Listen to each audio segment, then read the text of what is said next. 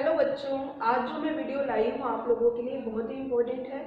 जो भी बच्चे फिजिक्स पढ़ते हैं उन्हें कहीं ना कहीं किसी न किसी स्टेज पे न्यूमेरिकल्स सॉल्व करने में बहुत ही प्रॉब्लम आती है और न्यूमेरिकल्स बहुत ही असेंशियल पार्ट होता है फिजिक्स का। मीन्स ऐसे समझ लो, physics is all about numericals. तो न्यूमेरिकल्स कैसे सॉल्व करें? आधे बच्चे तो न्यूमेरिकल्स छोड़ ही देते हैं, प्रैक्टिस भी नहीं करते हैं। लेकिन मैं आपको आज कुछ ट्रिक्स बताऊंगी कि आप कैसे न्यूमेरिकल सॉल्व कर सकते हैं। और सिर्फ ये नहीं कि न्यूमेरिकल सॉल्व कैसे करना है, उन्हें जल्दी से जल्दी कैसे सॉल्व करना है, वो सब मैं आपको बताऊंगी। तो आपके पास एक मैजिकल ट्रिक नहीं आएगी, मिलेगी आपको मिलेंगी दो मैजिकल ट्रिक। एक मैजिकल ट्रिक आपको मिलेगी कि आप न्यूमेरिकल कैसे सॉल्व कर सकते हो, मीन्स इसमें फॉर्मूला कैसे पुट कर सकते हो आप। और एक ट्रिक मैं आपको बताऊंगी कैलकुलेशन फास्ट करने के लिए, क्योंकि कई बार बच्चे क्या होते हैं कि फॉर्मूला तो उन्हें समझ में आ जाता है, वैल्यूज पुट कर देते हैं, बट कैलकुलेशन नहीं हो पाती उनकी और फिर उसको लास्ट जो है स्टेज पे छोड़कर चले जाते हैं और मार्क्स डिडक्ट हो जाते हैं। तो आपके कहीं भी मार्क्स डिडक्ट नहीं होने चाहिए, आपको पूरी प्रैक्टिस करनी है। इसके लिए तो पहले तो बेसिक स्टेप्स क्या है वो मैं आपको बताऊंगी, फिर हम आएंगे अपनी मैजिकल ट्रिक पे। तो फिजिक्स में आपको न्यूमेरिकल सॉल्व करना कैसे है, ये फिजिक्स में ही इसका मतलब छिपा हुआ है। ध्यान से देखो आप, मैंने इसे थोड़ा सा एब्रीविएशन फॉर्म में राइट किया है। P here represents pay, H here represents high, Y here represents yield and SI means SI system of units, जो बच्चे हमेशा भूल जाते हैं, SI system of units। C यहाँ पर रिप्रेजेंट कर रहा है कैलकुलेशन को एंड S रिप्रेजेंट कर रहा है सोल्व। तो आप फिजिक्स के न्यूमेरिकल्स कैसे सोल्व कर पाओगे, कैसे एक्सपर्ट बन पाओगे फिजिक्स न्यूमेरिकल सोल्व करने के लिए? इसको आपको pay high yield on SI and calculation to solve numericals. आपको सबसे ज्यादा high yield means high concentration आपको किस पे देना है? SI पर, जिसको बच्चे भूल जाते हैं, SI सिस्टम का ध्यान ही नहीं रखते हैं। उसके बाद कैलकुलेशन पर, तब जाके आप न्यूमेरिकल्स सोल्व कर पाओगे। तो इस तरीके से आप इसको याद कर सकते हो कि SI तो आपको भूलना ही नहीं है और कैलकुलेशन भी फास्ट टू फास्ट करनी है, ताकि हम न्यूमेरिकल्स ज्यादा से ज्यादा प्रैक्टिस कर पाए और ज्यादा से ज्यादा जल्दी से जल्दी एक्सपर्ट बन पाए। ठीक है, अब इसमें स्टेप्स क्या है? सपोज करो आपको न्यूमेरिकल देखिए, आपको फॉर्मूला ही नहीं पता है, तो आप बिना फॉर्मूले के तो न्यूमेरिकल नहीं कर पाओगे, आपको उसके रिलेटेड कंसेप्ट ही नहीं पता है। तो आपको एटलीस्ट ये बेसिक चीजें आनी चाहिए, फिर ही ये मैजिकल ट्रिक आपकी काम करेगी। तो फर्स्ट स्टेप क्या है यहाँ पर आपके पास? कंसेप्ट, कि अगर आप न्यूमेरिकल देखो तो आपको उसके पीछे का कंसेप्ट पता होना चाहिए कि हाँ ये उस टॉपिक से है, ऐसा ऐसा हमने वहां पर कुछ पढ़ा था। ठीक है, सेकंड आपको उससे रिलेटेड फॉर्मूला, कि हाँ उस टॉपिक में ये फॉर्मूला हमने डिराइव किया था, फॉर्मूला आपको पता होना चाहिए। और उसके बाद आप करोगे प्रैक्टिस, कहां से?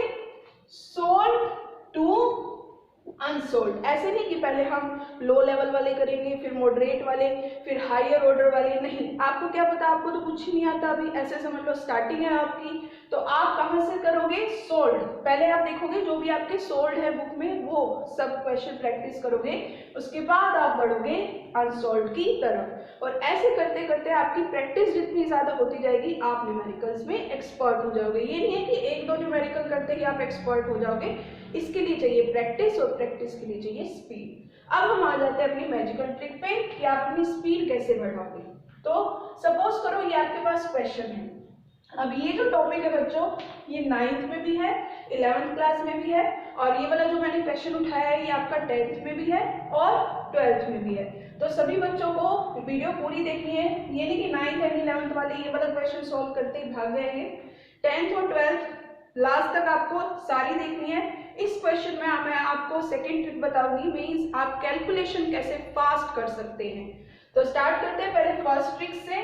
पहले एक बच्चे को मान लो, जैसे आपको मैंने एक क्वेश्चन दे दिया, आपने रीड किया, a ball is gently dropped from a height of 20 meter if its velocity increases uniformly at the rate of 10 meter per second square, with what velocity will it reach the ground? आपने पूरी statement read कर ली, read करते फिर भूल गए, क्या दिया था भूल गए, फिर दोबारा रीड की, नहीं समझ में आया, है ना? तो अब ट्रिक क्या है, आप पूरी स्टेटमेंट मत रीड करो, आप सिर्फ स्टेटमेंट में जो आपको न्यूमेरिकल वैल्यू दिख रही है उसको एक बार अंडरलाइन कर दो। न्यूमेरिकल वैल्यू आपको क्या दिख रही है 20 मीटर, ये आपने राइट कर दिया। एक और न्यूमेरिकल वैल्यू, एक और नंबर आपको दिख रहा है क्या 10 मीटर पर सेकेंड स्क्वायर। अब मीटर किसकी यूनिट होती है, आप यूनिट से देखो इसको, यूनिट से आपको अपने आप पता चल जाएगा ये क्या है। मीटर किसकी, इसके लिए आपको कंसेप्ट पता होना चाहिए फर्स्ट टाइम। मीटर किसकी यूनिट होती है डिस्टेंस की या डिस्प्लेसमेंट की, तो इसके आगे हमने राइट कर दिया मीटर पर सेकेंड स्क्वायर। अब ये किसकी यूनिट होती है, ये होती है बच्चों एक्सेलरेशन की, तो इसके आगे हमने क्या राइट कर दिया ए। आपको दो वैल्यू मिल गई, ठीक है। आपको पूरी स्टेटमेंट रीड करने की जरूरत नहीं है, मैंने डायरेक्ट वैल्यू देखी 20 मीटर, इसको एस राइट कर दिया और ये 10 मीटर पर सेकेंड स्क्वायर इसको ए राइट कर दिया, ठीक है। अब इसके बाद ये एस हो गया, ये ए, और हमें पूछ क्या रहा है लास्ट लाइन देखो, विद व्हाट वेलोसिटी, मींस आपको क्या फाइंड आउट करना है वेलोसिटी। तो एस दे दिया, ए दे दिया, बी दे दिया, अब आपको बी फाइंड आउट करना है। तो कौन सा फॉर्मूला, अब आ जाते हैं हम सेकंड स्टेप पे, कौन सा फॉर्मूला इसमें अप्लाई करें। तो इसमें आपने पढ़े होंगे motion in a straight line वाले चैप्टर में 2-3 रिलेशंस आपने स्टडी की होंगी, जिसमें बी यू और टी आता है, एक में एस यू और टी आता है और एक में बी यू और एस आता है। तो अब आपके पास कौन सी बेस्ट सूटेड रहेगी relation position velocity, that means v square minus u square is equal to 2as। अब इसमें हमें a गिवन है, s गिवन है और u भी गिवन है। u कैसे गिवन है ध्यान से देखो, a ball is gently drop, first और सेकंड लाइन देखते ही आपको थोड़ा सा आइडिया हो जाएगा। बॉल को ड्रॉप किया गया है, ड्रॉप किया गया मींस उसको कोई इनिशियल वेलोसिटी नहीं दी गई है, उसे थ्रो नहीं किया है, सीधा ड्रॉप किया है। तो u भी मिल गया, बस अब आपको सारी वैल्यू मिल गई, इसमें पुट कर देंगे आंसर आ जाएगा। ए है आपके पास 10, एस है 20, तो बी स्क्वायर किसके इक्वल हो गया 2 इंटू 10 इंटू 20 कितना हो जाएगा अपने पास 400, और ये स्क्वायर है इस साइड आएगा तो रूट, तो बी की वैल्यू हो जाएगी बच्चों अपने पास 20 मीटर पर सेकेंड। यूनिट का ध्यान रखना, जो यूनिट जिसकी है वो आपको पता होनी चाहिए, इसीलिए यहाँ पर एसआई पे मैंने बहुत जोर दिया था कि एसआई सिस्टम ऑफ यूनिट के बारे में आपको पता होनी चाहिए, ठीक है। अब हम आते हैं सेकंड क्वेश्चन, कोई जाएगा नहीं पूरी वीडियो, कैलकुलेशन कैसे पास करनी है, इसमें इतनी कैलकुलेशन नहीं थी, अब हम कैलकुलेशन पे भी बात करेंगे। 10th और 12th में ये टॉपिक आता है रेजिस्टेंस और रेजिस्टिविटी वाला, और मैं अब पूरी स्टेटमेंट नहीं रीड करूंगी, मैं सिर्फ इसमें देखूंगी न्यूमेरिकल वैल्यू।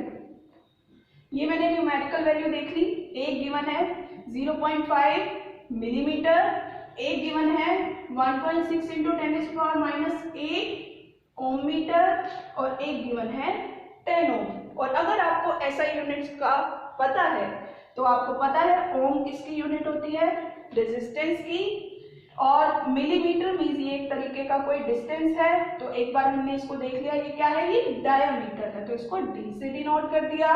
और ये हमारा है ओम मीटर, किसकी यूनिट होती है रेजिस्टिविटी की, तो हमने इसको किससे डिनोट कर दिया रो से। इस सारी वैल्यूज हमें मिल गई, हमें पूरी स्टेटमेंट रीड करने की जरूरत भी नहीं पड़ी। अब पूछ क्या रहा है, पूछने के लिए एक बार आपको देखना पड़ेगा what will be the length. अब आपसे पूछ क्या रहा है लेंथ, तो अब आपको ये सारी वैल्यूज मिल गई, कंसेप्ट समझ में आ गया। अब आपको ढूंढना है इसका फॉर्मूला, कि जहां हमने ये आर रो एल और कहीं ना कहीं डायमीटर के बारे में पढ़ा था, तो हमने एक फॉर्मूला किया था R is equal to rho L upon A, factors affecting resistance में। तो एल का फॉर्मूला क्या हो जाएगा आर ए अपॉन रो, ठीक है। एल का फॉर्मूला आ गया, बस अब इसमें हमें वैल्यू पुट करते जाना है। आर की वैल्यू कितनी है, रेजिस्टेंस हमें कितना गिवन है 10 ओम। एरिया, अब ये एक वायर है जिसका हमें डायमीटर गिवन है, ये वायर है इसका डायमीटर गिवन है, तो इसका एरिया क्या होगा जो इस सर्कुलर पोर्शन का होगा। और सर्कल का एरिया बच्चों, अब ये भी फॉर्मूला आपको लर्न होना चाहिए, क्या होता है pi R square upon resistivity that means rho, और रो कितना है 1.6 इंटू 10⁻⁸।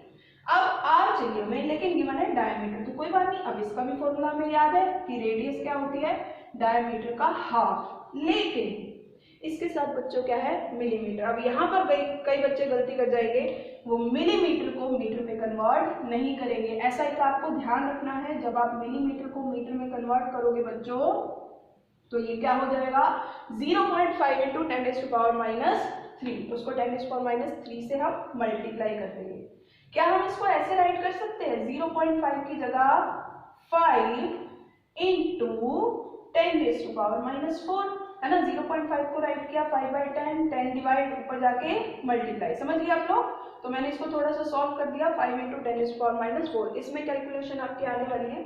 तो अब हमारे पास r आ गया, इसको पुट कर देते हैं 10 इंटू पाई की वैल्यू हमने क्या पुट कर दी 3.14, r की वैल्यू क्या पुट कर दी 5/2 इंटू 10⁻⁴ होल स्क्वायर, और डिवाइड में तो आपकी ये वैल्यू थी ही 1.6 इंटू 10⁻⁸। अब यहां तक आगे थोड़ा सा एक स्टेप और भी सोल्व कर लेते हैं, कोई बात नहीं। 10 इंटू 3.14 और इसका स्क्वायर खोल देंगे। 5 का स्क्वायर हो गया 25, 2 का स्क्वायर हो गया 4 और 10⁻⁴ का स्क्वायर। पावर की पावर आपको पता है बच्चों आपस में क्या हो जाती है मल्टीप्लाई, दैट मीन्स 10⁻⁸ और डिवाइड में एक वैल्यू ऑलरेडी थी, क्या थी 1.6 इंटू 10⁻⁸। यहां तक बच्चे पहुंच गए, सभी पहुंच गए। अब इसके बाद ये भी कैंसिल, ठीक है। अब इसके बाद क्या करेंगे, अगर कोई पेशेंस वाला बच्चा होगा तो वो तो इसको मल्टीप्लाई करेगा, इसको मल्टीप्लाई करेगा, फिर डिवाइड करेगा, है ना। और कोई जिसमें पेशेंस नहीं है वो छोड़ के चला जाएगा सीधा। लेकिन आपको छोड़ना नहीं है, फिजिक्स में अप्रोक्सीमेशन से आप आंसर सोल्व करके अगर आ गए तो वो आपका करेक्ट माना जाएगा। आपको इसमें अप्रोक्सीमेशन का यूज करना है बच्चों, और आप अप्रोक्सीमेशन कैसे यूज करोगे ध्यान से देखो। कैलकुलेशन फास्ट कैसे करोगे, पहले आप पॉइंट हटा दो। यहाँ पर आपको एक पॉइंट वाली टर्म, इसी में दिक्कत आती है बच्चों को पॉइंट्स में। पॉइंट हटा दिया 3.14 को, क्या आप 314/100 राइट कर सकते हो? यस। 1.6 को 16/10 राइट कर सकते हो, एक 0 और ऊपर चला गया, ठीक है। तो 314/16, और अब हम इसको अप्रोक्सीमेशन में क्या लिखेंगे, इसको हम 314 को अज्यूम कर लेते हैं 300। यहाँ पर इज इक्वल टू की जगह हम अप्रोक्सीमेशन का साइन लगा देंगे, ठीक है। और 16 को हम राइट कर देंगे 15। अप्रोक्सीमेशन में करेंगे तो जल्दी सोल्व होगा और आंसर भी एग्जैक्ट नहीं आएगा मतलब, लेकिन थोड़ा सा आ जाएगा उसके आसपास, लेकिन वो फिजिक्स में एक्यूरेट माना जाएगा, ओके। उसके बाद 15 इंटू 4 और ऊपर एक और वैल्यू बच रही थी क्या 25, तो ये वैल्यू बच गई 10 इंटू 10, इसको 100 राइट कर सकते हैं। 314 को हमने 300 राइट कर दिया, 16 को हमने 15 राइट कर दिया, 4 और एक वैल्यू 25, 10⁻⁸ से 10⁻⁸ कैंसिल। जो भी आपका अप्रोक्सीमेशन में आंसर होगा वो बिल्कुल फिजिक्स में करेक्ट माना जाएगा। अब देखो बच्चों ये कैंसिल हो जाएगा कितने पे 20, और ये 4 कितने पे कैंसिल 20 से 5 कैंसिल करो। आप cut and elimination method use करो, मल्टीप्लाई एंड डिवाइड वाला मत करो, आप परेशान हो जाओगे मल्टीप्लाई करके। तो बच गया 25 इंटू 5 इंटू 100, ये हो जाएगा आपका 1250। तो ये आपके पास क्या हो गया एग्जैक्ट आंसर आपका। तो समझ रहे हो आप लोग क्या हो जाएगा कि, और अगर आप इसे नॉर्मल कैलकुलेशन से फाइंड आउट करते हो तो आपका आंसर आएगा 122.72। 1250 नहीं आएगा, यहाँ पर एक 0 की गड़बड़ हो गई है हमारी। हाँ एक ये 2 0 पहले भी तो थी ना, एक ये 00 पहले भी था डिवाइड में, इसका भी ध्यान रखना। तो ये कैंसिल हो गया। अब इसके बाद 125 आंसर आएगा अगर आप अप्रोक्सीमेशन से कर रहे हो, और अगर आप डायरेक्ट वो एग्जैक्ट कैलकुलेटर यूज करके पॉइंट्स का यूज करके करोगे तो 122.72 आएगा। सिर्फ कितने का डिफरेंस है 2 पॉइंट समथिंग का, और ये फिजिक्स में एक्सेप्टेबल है। तो आई होप मेरी इस वीडियो से आप लोगों को कुछ हेल्प मिली होगी। Thank you students.